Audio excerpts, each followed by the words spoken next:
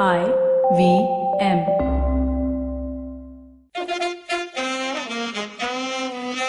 कृपया ध्यान दीजिए, the language used on the podcast may not be fit for consumption. We warn you, tread carefully. But listen yaar, don't be so conservative. Okay, another Cyrus Says episode will start in a few seconds. Before I introduce my very luminary, I would call her, in the educational system. But we'll come back to that in detail and I'll give her the proper respect that will get me entrance and admission to my grandchildren in the near future. But first, I just want to quickly talk about, since we are going to get into the educational space here, now with the online education at its very best thanks to the pandemic, I've realized that sick notes have no meaning. When we were young, we wanted to bunk school, we had to convince the mom or dad to write a sick note, apparently saying you had a mysterious headache or the dog ate your homework or whatever the hell the reason was. But now, it's very simple because you can basically send it yourself from your mother or father's account. And generally, everybody has a few shared accounts, which is good enough. So I've realized that we have to cancel this whole concept of sick note. If the child doesn't want to attend, he just doesn't attend. Unless it's a huge 10-day bunk period, I think we should just let it go for 1 or 2 days and make a big deal out of it. That's my message to youngsters today. Go ahead and shirk your responsibility, but only up to a degree. Because at some point you'll have to face it. Unfortunately, that's the harsh lesson of life. We will learn now with this lovely... is educator the right word or educationist? Let me find out when I introduce Dr. Coomi Vevaina. But before that, let's go into a break.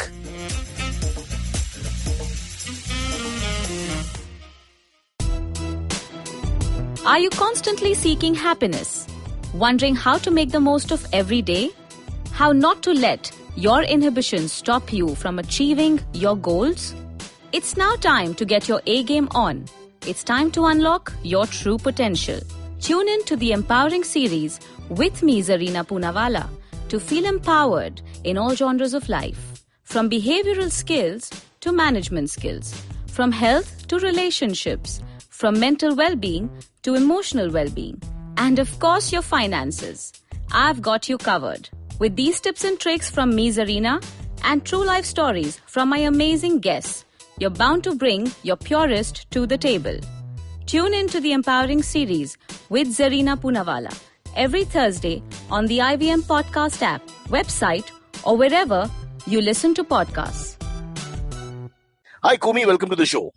Thank you, Cyrus. Delighted to be here. Good morning. So, Chetam, is it educator? Yeah, is it educationist? I prefer educator. Educator. This sounds like a superhero, by the way. Huh? If you look at me. Amazing educator. And you're quite that. Before we get into your entire life, Coomi, the interesting thing, when I met you for the first time, you started chatting with me on the phone, etc. A couple of years back, I think it started, our little affair, if you don't mind me saying. 2016. 2016. I think you've always, left of center would be the wrong word, but you're sort of out of the box, lateral thinking educator. And I always think that itself is the concept of education. As it grows, it has to grow. It can't just be same old, same old. And the very fact that you did that and do that, I think that's why we wanted you on the show as well, because I think, not to disrespect teachers, but after some time there's a uniformity, like a machine-like efficiency. And I don't know, after some time everybody's the same. And the great thing is that we have the movers and shakers in education like yourself who will change the syllabus or syllabi. I'll find out what the right word is in a minute or two. And take us along with you for the ride. But we've got to start at the beginning, Coomi. 2 things. I talk too much. You have to interrupt me and hold your conversation. You said you talk too much. So it'll become like a tennis match. And the second thing, and very important, let's go back to, because you've given us a really lovely biodata, I must say. I'll read from it a little bit. Dr. Coomi Vevaina was born once upon a time into Brand Parsi. Zoroastrian in brackets. Very nice. As a child, she was a dreamer, singer, and prankster. Courageous to the core, pranks included, high and mighty, who sadly regarded her as utterly innocent, thanks to a butter won't melt in her mouth look, etc. Now, after all that, you go from there to being one of those shining lights, the beacon of education, a person who leads the way. So let's go right into were you really a naughty child? I was a terribly naughty child. My parents despaired of me. They never thought of a sibling for me for that reason, honestly. My God. It's a terrible plan, Parsi. Here we go in the wrong direction. Instead of having a second one, thank you. One is enough. So actually, Cyrus, I see my life as a dance in 4 sequences. The first dance was a dance of the imp. The imp, a word I rarely hear today, huh? The second dance, after I was touched by these amazing professors in Elphinstone College, particularly one professor, I suddenly moved into the next sequence of the dance, which was the dance of the stargazer. And I was enthralled by the power of words. And that really took me on the viewless wings of poesy, etc. I wanted to read all of literature if that was even physically possible. And I wanted people to love literature. As a young person, I wanted to do research. I wanted to get my students enthused about literature. So that was my second phase, my stargazing phase. The third dance sequence was the one which lasted longest. The woman in shackles who still danced. A reference to marriage or just the system? Everything. I suddenly had a whole lot of roles to play. Being the only child, I had to look after several elders in the family, juggle my work, juggle my... I wanted to teach very creatively and keep doing that because, as I told you, I was an awful child and would get bored very soon. So I didn't want to bore my students. So I started dancing with the shackles on. And though I worked in a very traditional setup, I wanted to do things which were innovative and new. Very, very early in my career, I had one senior professor who commented on me and said, I don't think she really teaches in class because there's always a riot. And I was always interested in experimentation and getting the students involved, irrespective of their language proficiency. I wanted them to think. I wanted them to feel. I wanted them to actually sense things with the power of the words. And over a period of time, I realized that there was a certain pattern to my thinking, which was shifting the students from a very competitive self versus other consciousness to a self and other consciousness, to a sense of oneness. So that drove me to ritualize my thinking in the form of a second PhD, which was a PhD in education. My first was in literature, my second was now, in Coomi, I think you've lost me for a second. So you're saying that they were competitive by nature and you showed them like the path beyond competition where everybody's sort of in this secular bubble of living life and enjoying words, literature and experiences. Right. Because what literature does is it takes you to the collective unconscious at the level of which we are essentially one. That is why we can identify with a play written thousands of years ago like Medea or Shakespeare, who wrote in Thee, Thou, Thou, Thou, Thum, and yet everything he says is just so relevant now. So the commonality which made them feel that life is not only competition. And I evolved a 7-step process of thinking, which I call technopoiesis, which actually transitions you Technopoiesis. Poiesis, technology and myth and poetry. You combine the two. Technopoiesis. And a whole lot of teachers all over the world, including India, are using this process of thinking. And the students seem to love it. The teachers seem to love it. I don't want to spend too much time on this because we've got so much to talk about, but just one point. So then when you encourage this free thinking, so to speak, a collective wisdom, streams of consciousness, all that, what happens to this whole other side of their formal training? I mean, at the same time, they have to get a degree and they have to score marks and they have to... So how does that live together? I think if I can get my students to feel passionate about a text or a literary theory, they do more work than if I would stand there and lecture like the sage on the stage. I hate that. I mean, if literature is an art form, if I read it in a certain way and you read it in a certain way, thank God for our differences. God didn't only make one fruit saying, oh, I'm going to make an apple and finish off with it. He made thousands of fruits of variety, different perceptions. I just love that dynamics in class. And note to self, Coomi has to do a tuition class for parliamentarians and English news channels at 9 p.m. to explain the fundamental point of egalitarianism and democracy. All allow their opinion. Yeah. Absolutely. I mean, Cyrus, you probably know that lyric by Robert Burns, oh, my love's like a red, red rose. So if a kid tells me, why was the woman red? Did she have measles? I know it's not that, but at least the kid is thinking. So I have to lead that kid gently and say, let's read the remaining part of the poem and see if she actually has measles. Actually, now when you bring it up, Kumi, sorry to interrupt, but the anti-thought is always a nice place to start. Because people don't engage with literature because they just want to, fight. But sometimes that's a beautiful way to start. It's almost like from hatred will come the love. You start with your anti-thought and then you make your point. I never thought of it that way. I'm absolutely fine. It just shows me that the students are alert and they are thinking. Well, I wish you taught me. And then you lead them on. And believe me, Cyrus, by the time the so-called big exam comes at the end of it, they know more than if I would have taught them by the talk-choke method. The talk-choke method would have told them, hey guys, I'm the one with the meaning. The poet or the dramatist, he whispered the meaning into my ear and nobody else holds the meaning.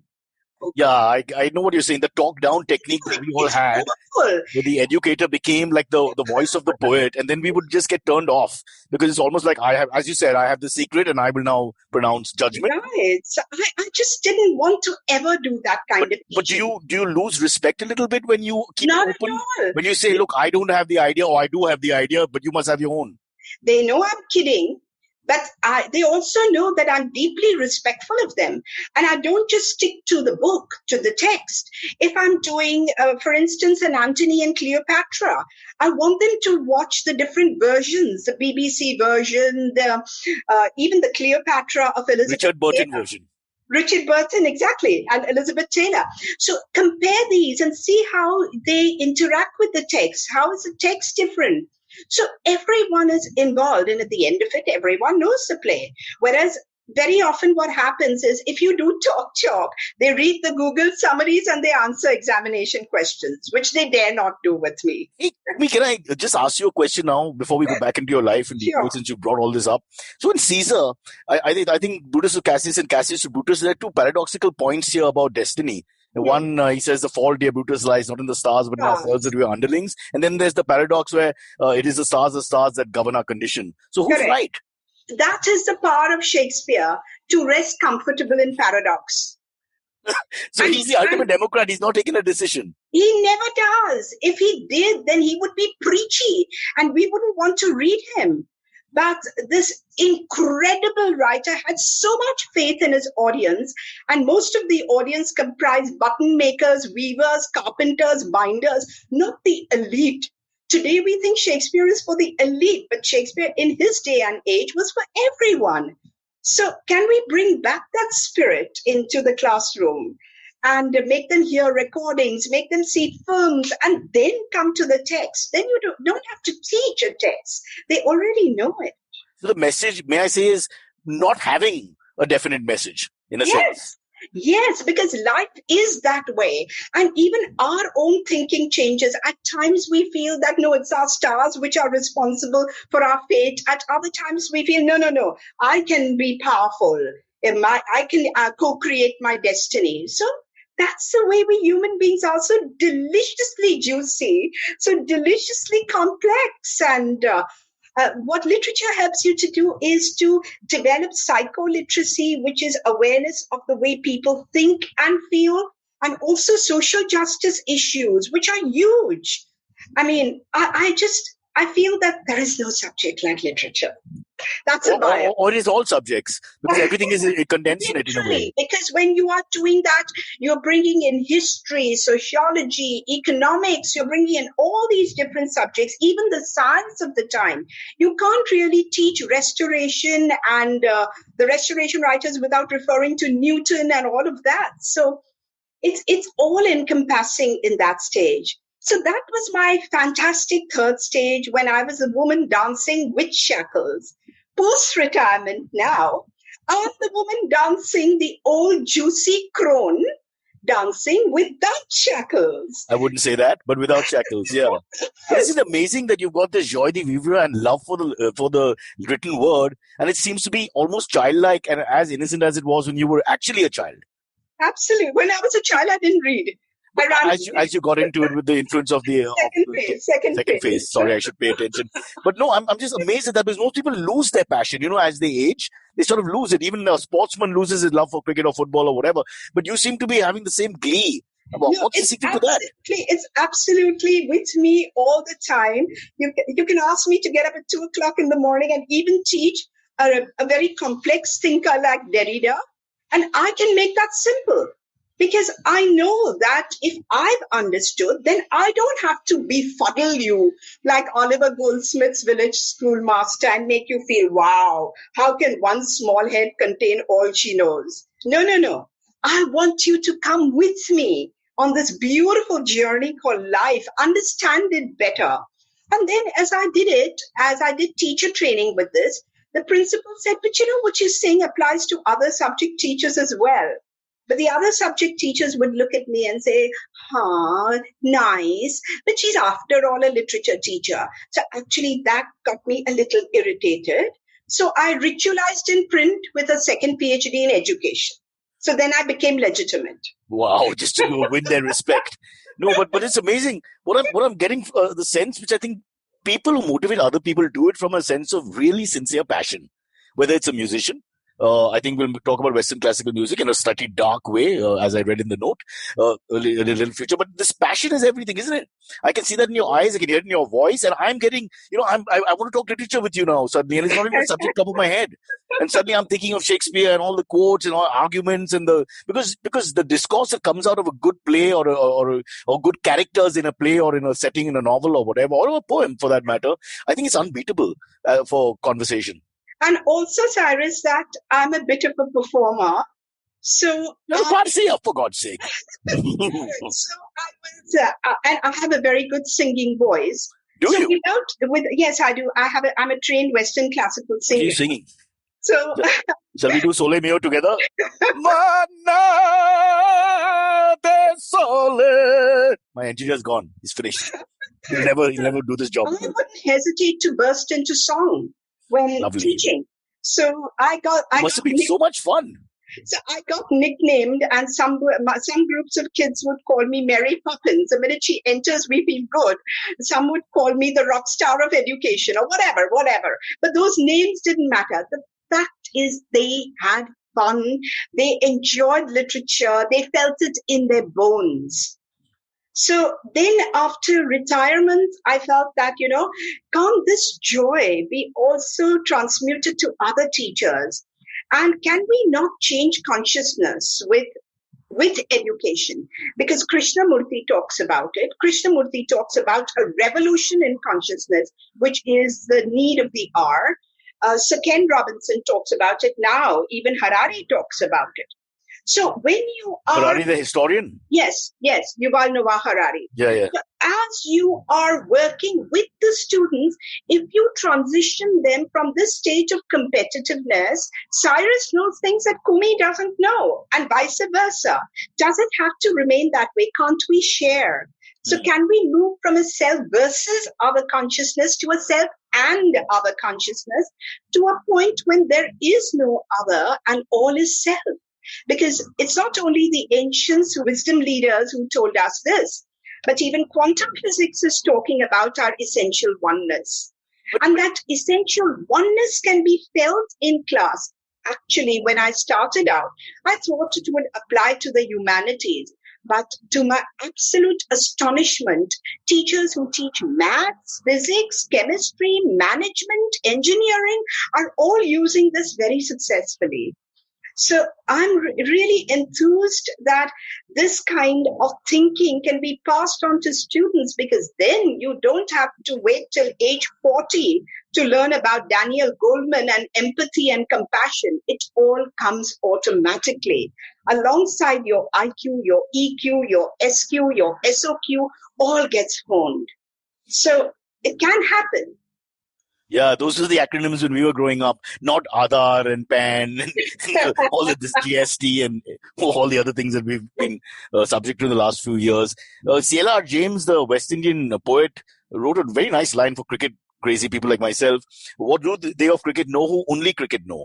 So in a sense, is that true of knowledge itself? When you people just look at one stream and think that's it, while you are trying to by opening yourself up, through literature, of course, but to everything, in a sense. As you mentioned, history, geography, architecture in the background, the mentions, etc. Absolutely. You have to add it all up, to the age, etc. Science, which comes into it. So in a sense, is that it? The universality, holistic knowledge of knowledge? Absolutely. There's a brilliant TED talk by the Nigerian writer Chinmananda Adichie. She talks about the danger of a single story. And we see this in the world today. If I have a vision and I'm a person in power and I've foisted it on you, then that is the biggest disrespect I can show any human being. So we need... So you're, one sec. So that's your opinion that you're for? Yes, I'm fully with her. Because there is a danger of a single story. There is a danger of a single thought being pushed and forced on others, Absolutely. whether right or wrong. Yes, whether right or wrong. There is no right or wrong in that sense. It's all perspective. It's just my thought. And I'm free to do that kind of thinking. So I think having this multiplicity of voices, multiplicity, plurality is, I think, very, very vital in today's day and age more than ever before. But here's the rub. Is it possible also that it leads to anarchy and chaos, because then you'll just allow everybody to say everything so democracy's extremes are always a problem.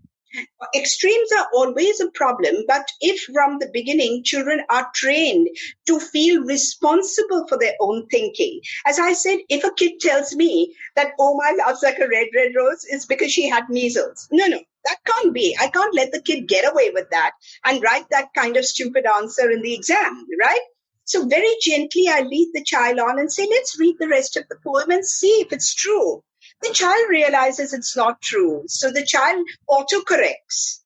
And over a period of time, you realize that even when you are in a group, there are different opinions. You may hold an opinion at the beginning of your conversation, but at the end of it, you may come up with a very different worldview or a very different view.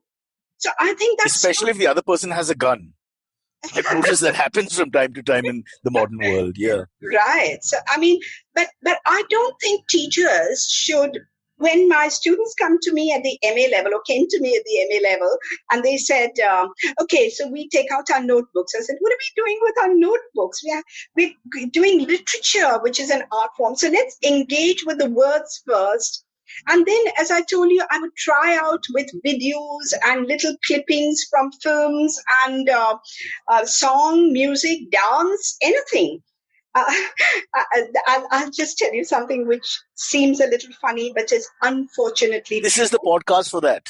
Oh, sorry, maybe not. Go on. I deeply revered my Elphinstone college teacher who passed away. And in her memory, I said, I'm going to host a Shakespeare seminar.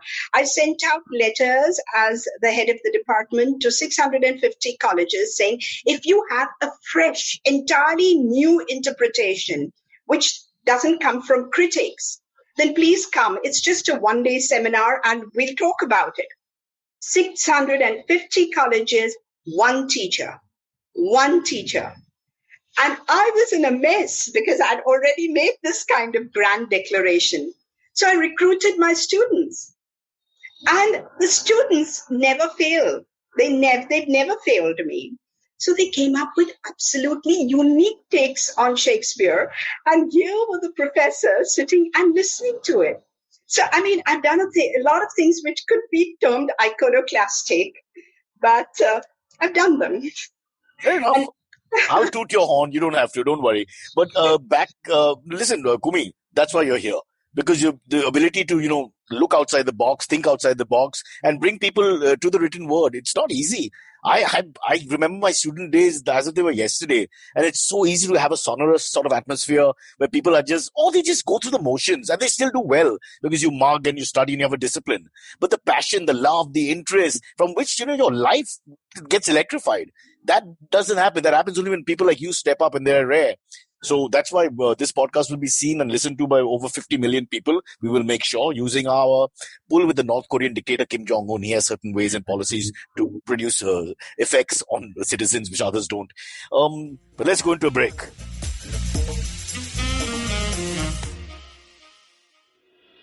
Namaskar, dear Bandhu. My name is Ashish Vidyarthi.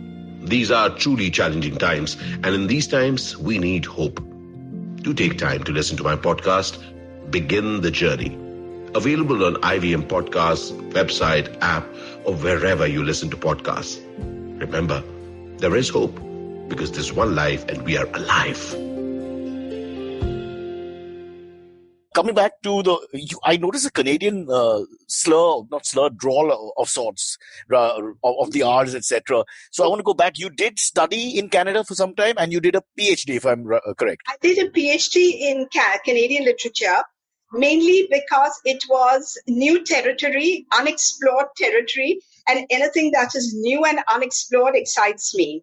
And I had read the works of Margaret Atwood and Margaret Lawrence and a whole lot of others, and I was absolutely enthralled. And I thought that instead of doing the British writers or the American writers to death and doing one more PhD, I would try this new Get area. Off the beaten track. Yes, absolutely off the beaten track. And I was just so fortunate, Cyrus. I had a host of professors from York University and other places who supported me, who sent me material.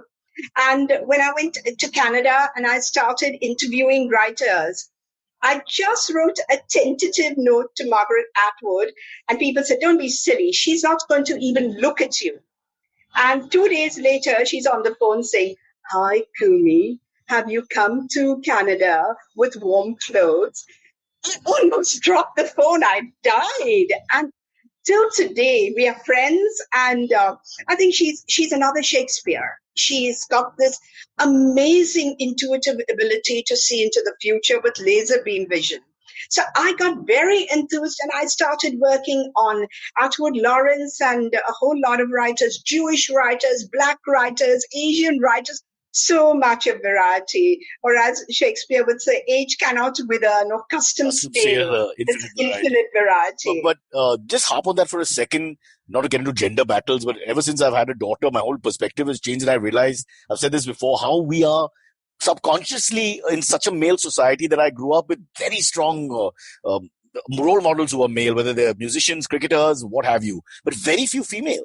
And you only get exposed when you have a child of the other gender, and then, the conversations start and you start realizing in worth that you yourself are in some way sexist. Do you think that the balance in writing and writers is skewed towards men? Not in Canada. If you're talking about Canadian literature, there are, I think perhaps, I may be wrong, but I think perhaps there are more women than men who are writing. And that includes men who want to be women. That includes men who want to be women. And absolutely very, very, very unique kind of literature, which talks about conflict in very symbolic and subtle ways. And what could be the angst, Coomi, of a Canadian, not to, rubbish that society, but it's a wonderful society, very healthy and vibrant and not too many problems. I mean, from our perspective, it's tough to imagine what would be their angst and suffering. Oh my God, there is just so much. All these kind of issues with the native peoples, the First Nations peoples, right. with the Japanese Canadians who were interned during the Second World War because of racist policies. The way the Asians are very often treated, it's very subtle. It's not overt. It's very, very subtle, but racism is there. So the same shades of everything else is there. It just perhaps, more subtle, as you say. So that really enthused me. And but this tells us a lot about you, right? You wanted to go and explore Canada, something which perhaps not too many people would think of. No disrespect to Canada, but just not on the radar, especially not then, a few decades back when you did it. So it just tells you that you were always thinking out of the box. Were you aware that you're that type of person? Did you ever introspect and say, this is my thought process, I'm a little different? Actually, I thought I would work on existential writers because my PhD guide thought that I should do that. And I said, I can't live with pessimism. I can't spend 4 years. Why are you in India? We'll loop this and play it again and again. Yeah. I can't live with pessimism. I need something much more vibrant, something more complex. And I found that in Canadian literature. It seemed a challenge, and I love challenges. Wow. No, it's a very interesting journey, but I keep interrupting you, so let's get back to it. So you did the PhD. You also, we haven't mentioned this, you were the head of the English department, Mumbai University. No small feat, where, of course, hopefully engineered, I would say, a totally different way of looking at literature and education, and hopefully maybe generations of students benefited for it and got better for it. Then let's take your journey ahead from there. So as you finished with Mumbai University, your next step was? My next step was retirement, and I had already planned activities post-retirement. I didn't want a dull day. But isn't it a stupid idea, this retirement? Because your mind is nowhere close to retired. It's just a number. Just a number. As I said, from that day onwards, from 1st November 2016, I started my new dance sequence, the Juicy Crone. The Juicy Crone. Self-deprecating, but I'll stay with Juicy and avoid Crone. Yeah. Without shackles. Without shackles. Then I started thinking, what I want to seriously contribute while I still have the energy. So I came up with this idea of the Global Tipping Point Summit. And I thought that, most of us go and attend lectures, seminars, orientation courses, refresher courses, but that we implement very little. I felt we need to move from words to action. So I came up with this idea that the speaker will speak for 20 minutes only. At the end of 20 minutes, the speaker will name an action project for people who are involved and interested in the project, will tell the online audience which aspect of it they will provide training in. Okay. And then invite the online audience to fill in Google Forms and become a part of the action group. The change facilitators, after the summit is over, train the action group, and the action group goes out into the world and implements these ideas. See, Cyrus, it's a huge gamble. It's an idea which has enthused the likes of Tata's and Firoza Godrej and others. And they are my major supporters. But I don't know if there'll be people who are really willing to take action and sign up as action group. There have to be that many number of people attending the GTPS, the Global Tipping Point Summit. And it has two parts to it. One is education and one is parenting. Because I think parents and educators need to be on the same page. Otherwise, they're literally tearing kids asunder at times. So I've got world-class speakers. And these speakers have agreed, they had agreed to a physical summit, now they've agreed to an online summit. So but that is temporary. That's this year or in the fullness of time. No, it's going to happen every year like the Kala Gora festival. Yeah, but in the fullness of time, it will be people in flesh and blood. It'll be online. It's completely online now. So because we can't have it, we had booked the World Trade Center as our venue. Right. But now because of COVID, it's out of the question. So we're still going ahead. We are trying to do as much as possible to get the educators, parents, all stakeholders, policymakers, admin, everyone into this game. But at present, people are suffering from what I call digital overwhelm. If someone tells me I'm doing one more Zoom call, I say, yeah. Okay. So all of us are suffering from that. So this is my anxiety. How will I get that many people who are really interested in change? I don't want numbers. I want people who believe that they can make a change, who don't keep mouthing Gandhiji, be the change to see the change. Actually, be the change. Or at least dress up like him when you say it. No sense otherwise. No, I suppose bribery is one option. But in a way, what does it matter? Because you're trying to get the cream. You're looking at a quality audience. I'm looking at a quality audience, but I'm looking for people from different stratas of society. Because rural India is very, very important to me.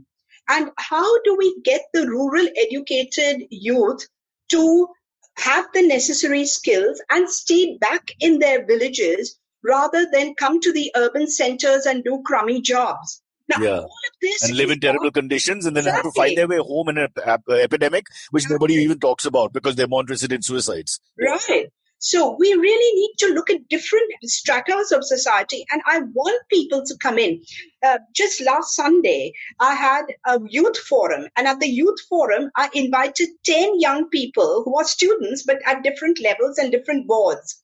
And I asked them, my co-host and I, Deepa and I asked them what they felt are the necessary changes in education and in parenting. We keep saying we're doing things for students, but do we even ask them? So I'm trying to draw in students, teachers, parents, policymakers, everyone, librarians, psychologists, counselors, yes. Yeah, no. So no, I think your point is well noted, which is basically it has to come from the market itself, the ideas and innovation, and not just from you. I suppose that's true again of everything. All your thoughts are very holistic. It's true of everything. You have to involve everybody, the worker, right to the entrepreneur, in the scheme for large success, which is beyond tangible success as well. But don't worry, we will promote brand Coomi. And I'm sure that it'll catch on at some time. But there's no hurry. The world is reeling at the moment, and these things will take time, I suppose. We can't force people. Yes. Why don't we make you education minister? Shall I make a phone call? Sorry, one has to go on trying, is what I said. Yeah, you go on trying. In the meantime, I'm saying, shall I make you education minister? I have some pull. I have some influence. This country is still run by influence, thank God, for people like me of less efficiency. Yeah. Sorry, Coomi, disregard my infantile nonsense and carry on with your lovely journey. So we're here now, where you're trying to promote this. But there's, in your biodata, there's also the fact that there's some world body that, gave a shout out to your achievements and what you've been doing. Can you tell us a little bit about that? World Teaching Organization. World Leaders in Education. World Leaders in Education. Among the 35 global educationists changing paradigms in education. And therefore, they invited me to Waikato in New Zealand to a conference. And everyone there had a novel point of view.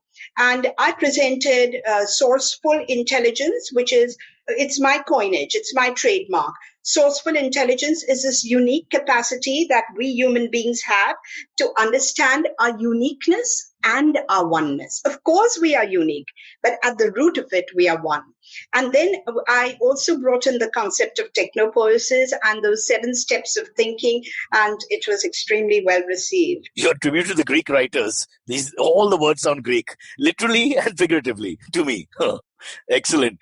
Coomi, let's use this moment for a second because you represent both. You represent the educator as well as you put yourself obviously in the shoes of the person listening, or sometimes young minds, sometimes older minds who want to learn more. What are the things we don't know or appreciate about the educators here in India? One of the things we do need to understand that the creme de la creme needs to come to education. It's not people who don't get into MA who should be doing a B.Ed. It should be the other way around. People who can't get into B.Ed should be doing an MBA. Wow. So it's a financial issue then. We're going to have to pay them. Looks to me there's no other way.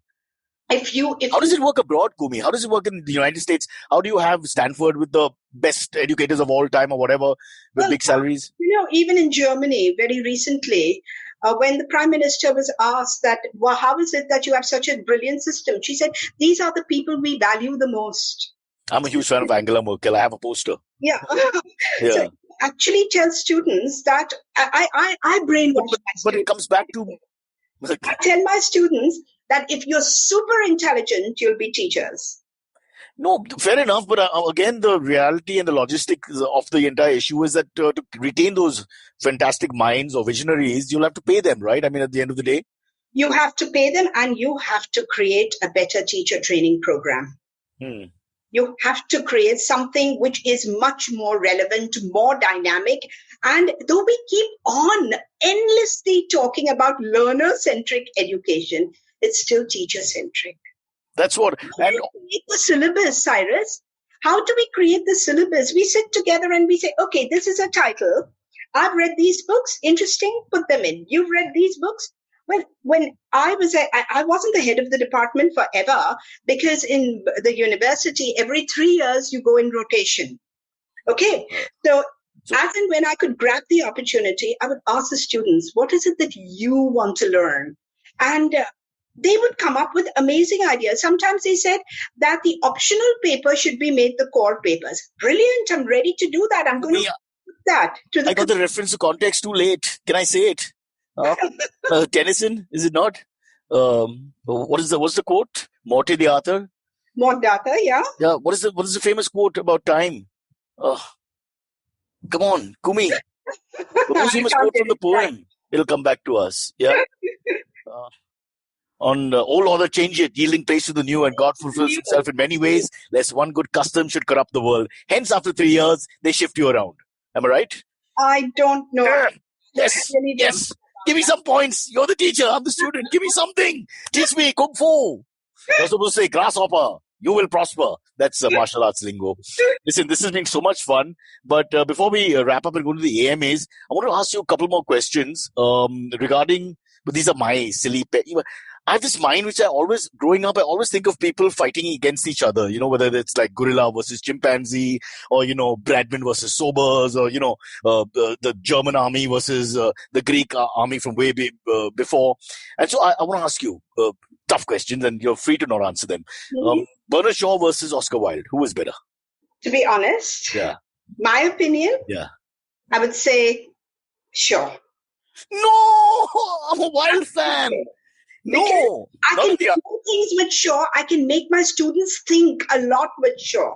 Even if it's a play like Pygmalion, we challenge it. We challenge the view that he's put across. And then we come up with a host of new interpretations. But he could never write her hair turned gold with grief. I mean, he can't do that. And of course, his turn of phrase and can be deadly boring. Can be but it makes you think. He's Shaw, not Shah. It makes you think about social issues, which I deem very important. The social issues of the time. Now, Pygmalion might not strike us as a feminist play today. I mean, I don't even regard it as anything like that. But in his day and age, what he did was important. I mean, I just feel because I'm very, very committed to social justice issues, maybe that is why the preference. Fair enough. And it's from all these writers, and I also learned how to manage myself at work, because obviously there would be these kind of fights and jealousies and all, but I kept away from all that, saying, excuse me, your garbage is your garbage. And my smile is my smile. It was easy because I had gone through it. I'd seen how the writers were dealing with it. And I just adopted all of that. Okay, favorite Shakespeare play? Tough one, I know. Okay, favorite non-comedy? You won't believe it, but it's Richard II. Ooh. Oh, I can believe it, Richard II. Because I think the kind of exquisite poetry and the insight that Shakespeare has into the mind of this person who's not meant to be a king and who is a king and who is quite a drama king at the beginning, and the way he matures even within those few 157 pages of the book, it's just astonishing. I think it's just one of my favorite plays, apart from Antony and Cleopatra. You believe the myth, not the myth, you believe the theory, the conspiracy theory that more than one wrote it, that anybody from Alexander Pope to I don't care. Christopher Marlowe. I don't care. But you think one person could have written all that? Yes. 36 plays, all those poems, all. Yes. Is that a romantic answer, or is that a really, really well thought out answer? I think it's a well thought. Is there a similarity sometimes that you see in the writing? So much of intertextuality. Okay. And this intertextual, there may be extrapolations. I'm not denying it. There may be some other hand which came in to write some bits. Maybe, maybe not. But I think Shakespeare was the kind of guy who said, listen, I'm going to give you all of life. So I'm going to give you the sublime, the ludicrous, the bawdy. Some terrible puns also. It's as infantile as you can get. It's amazing, the spectrum. And he said, well, this is what life is. And at a day when his contemporaries were creating boring cliches of women characters, he takes you through the gamut. He has a Gertrude and an Ophelia and... A lot of cross-dressing now that you brought it up. Yes. Way ahead of his times. Yeah. So, I mean, I really feel that there is a lot. If you look deeper, there's so much of intertextuality. It was one man. I think that's the best proof, actually, when you talk about intertextuality and the fact that you can see a certain commonality here and there. Not that the commonality is wrong. The commonality is intelligent in every case. Right. That's amazing. But wow. then what's the point of living when you have people like that with such fantastic minds? I mean, at least I'm nothing. I always feel like ending it when I think about this. A quick word on classical music. You've terribly written that at your funeral you've chosen your decision has been made. I hate to ask this, but I couldn't, I just have this petty mind. So what is the piece that will be played? Well, I have a whole lot, and I can't decide whether it's going to be Andrea Bocelli or it's going to be Marcel. The greatest tenor that ever lived, for God's sake. I mean, I'm extremely fond of him. Pavarotti, of course. I mean, even last night I was listening to Pavarotti. Singing what? Neapolitan songs or hardcore? Solo mio. Oh, solid best. Well, there's a Mario del Monaco version, if you ever heard. And the tenors. That's beautiful. Fantastic. Hear him singing with that Canadian singer, the Summer of '69. Celine Dion. No, male fellow. What's his name? God, I just can't remember names.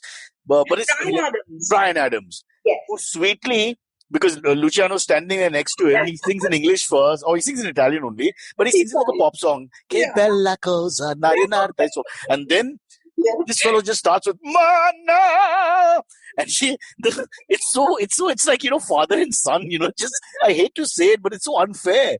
But he's so sweet, he doesn't hold his own, but he just sings quietly on the side. So there are a whole lot of, and I'm equally fond of Jackie Evancho and a whole lot of others. So I have a whole long list. I don't know how many there'll be. So what song should we sing? Or what aria? Or what musical arrangement?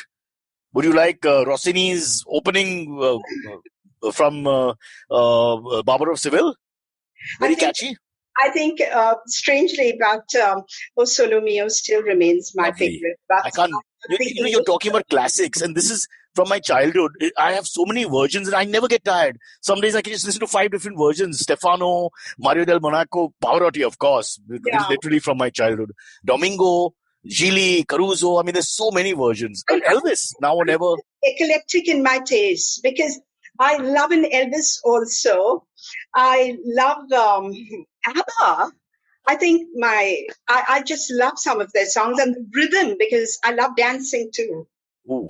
ABBA, I heard a version of Top of Old Smoky, which I was quite impressed with, which I didn't think they would ever sing, but it was not bad, with the Swedish accent intact. Quite nice, yeah. Anyway. So, I mean, I bring in a lot of music in my teaching. So it's linked, isn't it linked? You just mentioned that from the beginning. Everything is linked. Linked. And I have a brilliant writer in Canada called Marlene Norbese Philip. Now she just keeps her African name, Norbese Philip. And she has this brilliant poem called Discourse on the Logic of Language. And I realized that there was an exquisite Bharatnatyam dancer in my class. So I had her perform it as a mime at an international seminar. So all these things are just possible because when we talk about interlinking and integrated teaching, then so much of joy comes into the class that there is no question of boredom. Cyrus, in my entire career, I'm being honest with you that I've never had a discipline problem. Never. I think basically because you don't give it enough, you don't value the discipline as an idea so much. You let people just take their own form. I think many educators come in with that issue in the back of their head that they're not sitting up straight. But I also demand intellectual rigor. At the end of it, in a very playful way. But it happens naturally, doesn't it? From your attitude. Naturally. But then, of course, I have a reputation that people who ever go to her for PhD or for MPhil dissertations better be prepared to do serious work. But that's different because they're achieving an aim which is very clear, etc. There it has to be something unique. It's also time-bound, isn't it? Being a Control-C, Control-V, then it's not a thesis. You're wasting your time, you're cheating others as well. So intellectual rigor lies at the core of it, but a lot of joy, fun, thinking, and a lifelong passion for the subject. I think that is more important. Fantastic, Coomi. I think that really sums it up. We've reached the end of our discussion only because time has to stop us at some point. But I think we've learned our lesson. We need you to run the whole business because it's all about passion and love. But that's the key, isn't it? Once you got that under control, who cares about the rest? Absolutely. It's not work to you. It's a pleasure. You enjoy it. You grow with it. You have experiences and you had all your life from the time you got your first influence and stopped being a precocious child to where you are now. Thank you so much. And I hope we can come and talk some more about your new ideas and your visions and some of the academic minds of the world that join with you. in this collective effort. I do hope especially that the best minds come to the GTPS, the Global Tipping Point Summit, and we are able to make a difference in our own unique and humble way. All right, let me get going. I have to first form the government. Give me a few years and then I will sort this out. You will be made education minister. I don't know why we don't do that. We still don't do that. We don't throw the right people into the... Don't start me off. All right. Sorry, I know you're busy as well. Just 2 minutes more. We're going to just have a couple of questions from what we call the AMA, which Antariksh will now appear suddenly like a magician on screen. And you can help us answer this. This, of course, is general from our show.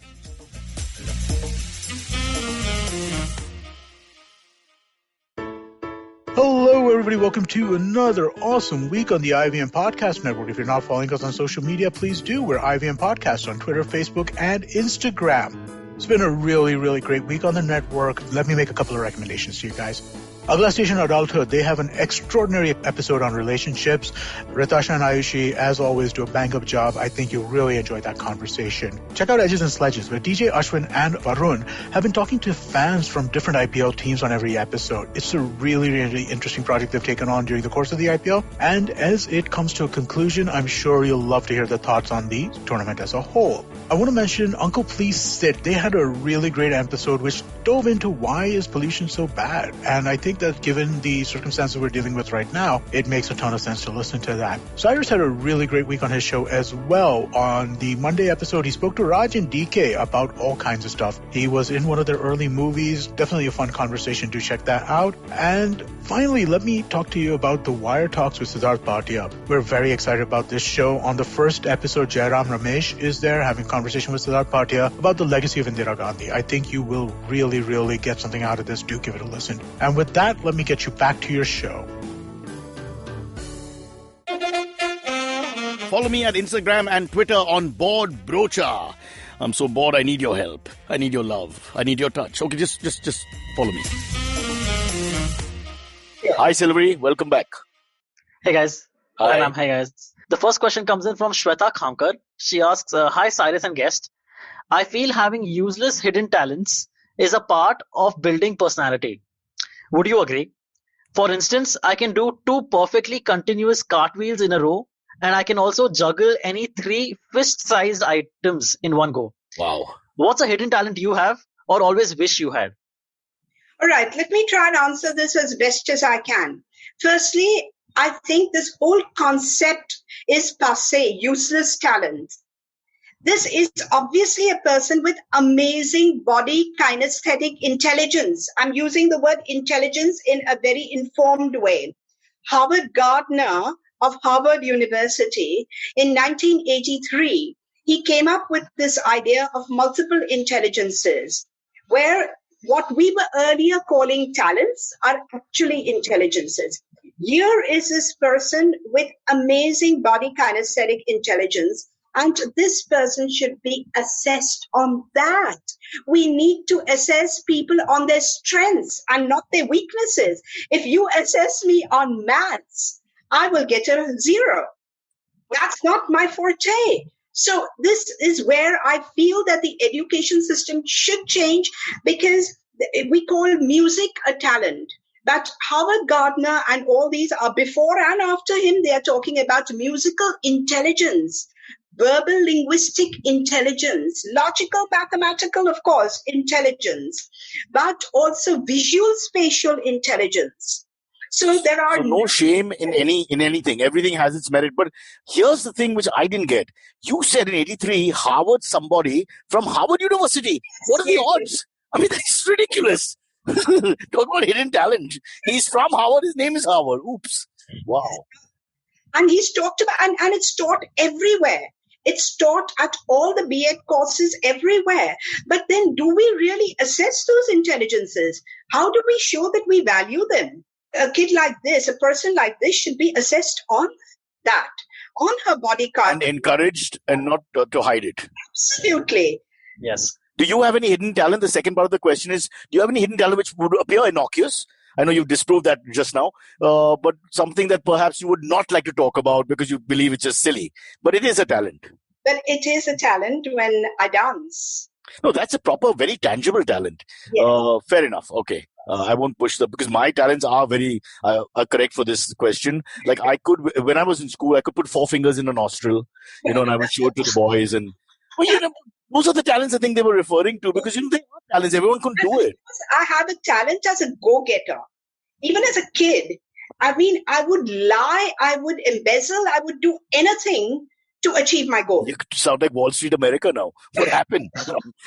Took a left from Canada, forgot about literature. Next thing we know, boom, recession. If you want an example, one day I was in 2nd standard. I came home and told my mom, I want to eat baida palau. And she said, what? But I had that baida palau on my mind. Next day morning, it was still baida palau. Nothing appeared on the table. So in the evening, I told my mom that my best friend, it's a birthday today. And mom sent me, and she ran out of cards. So mom sent me with a nice box of chocolates. I went there, stood there and said, hi, auntie, your daughter Veera has called me to eat baida palau. And that poor auntie said, okay. And I chose her because the Baida Palau hotel is very good. Oh. I did that. I got it. I came home. I got the whacking of my life. But I always... What again, I'm amazed that with my petty mind is that you don't use the Gujarati word Idu or the English word egg, which most Parsis would use, but you use Baida, which is more of the... It was a Muslim joint. Well played. Checkmate, brocha. Excellent. Sahi jawab, as the great man would say. Excellent. Yeah. It makes sense. See how petty we are sometimes. I wish you had taught me. All right. Can we squeeze one more in quickly? Do you have time, Coomi? One more question? Yeah. Okay. This next one comes in from Divij Mehta. He asks, I often find myself wondering this about a lot of people and would like to hear what you have to say about it, Cyrus and guest. I have 2 questions loosely related. Number 1, are you a Saturday morning or a Sunday evening kind of person? To him, he says, to me, Saturday morning signifies the beginning of relaxation and Sunday evening implies the winding down of it, which also brings either some anxiety or impatience about getting back to work. And number 2, that's the first question. And number 2 is, do you like to get personal stuff done on the weekends or do you just try and cram your week with as much work as possible so that the weekend is kind of laid back? I have a very simple response to it. Yes. Every single thing I do gives me joy. So work is not work. So it doesn't matter whether it's a Saturday morning or a Sunday evening. Actually, evenings I start wilting. I'm a morning person. So am I. Morning person. But I mean, I have my plans for the day and yet I go with the flow. But is he correct to say this, Coomi? Sorry to interrupt. That you're either a Saturday morning person where you go into happy weekend coming or you're a Sunday evening blues, depression, Monday coming person.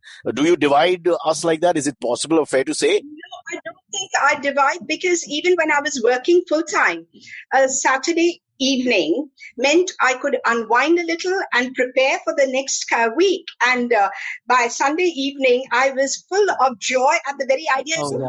That's me. All right. Correct. Yeah. Cool. That's great. Should we wind up here, Silvery? Yeah, that works. All good. Coomi, was that good for you? All good?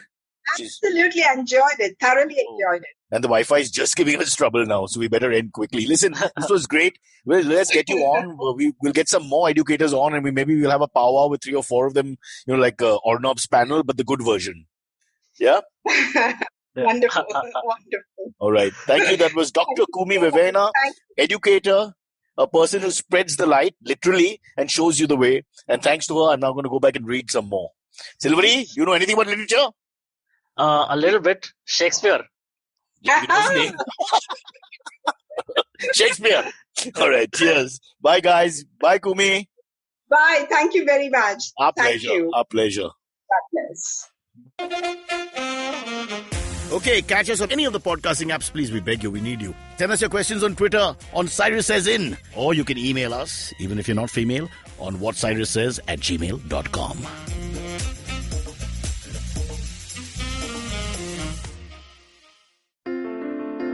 Entertainment is like food for the brain. It's a window to culture and a great way to understand the world around us. The internet has changed what it means to be an entertainer, creating new storytellers with millions of fans.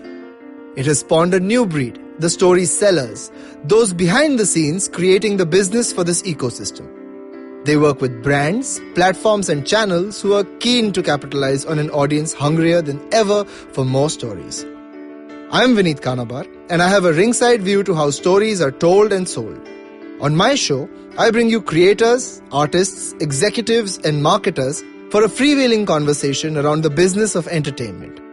Tune in to Storytellers and Storysellers for personal stories, analysis, and criticism every Thursdays as I talk to the brightest minds telling or selling great stories today.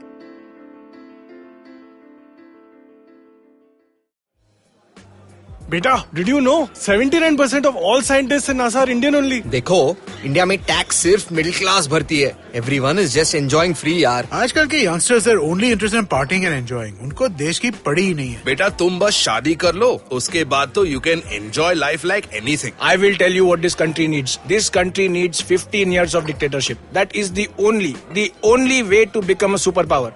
See the Chinese, how much they've progressed. सुनो, तुमने ये WhatsApp forward देखा? So what's common between all of these statements? They're all absolutely rubbish. Fake WhatsApp forwards that spread like wildfire. And statements that defy any logic. We are here to debunk them all. Way of family WhatsApp groups, worst nightmare. Where what happens when you read a book. Basically, we are just a bunch of guys who want to cut through the bullshit of everyone saying this, how it won't be true. So that the next time someone confidently squeezes out some WhatsApp or Twitter BS, you can look them dead in the eye and go, Uncle, please sit. So join me, Joel, and me, Tushar, every Mondays for a fresh new episode of Uncle, Please Sit.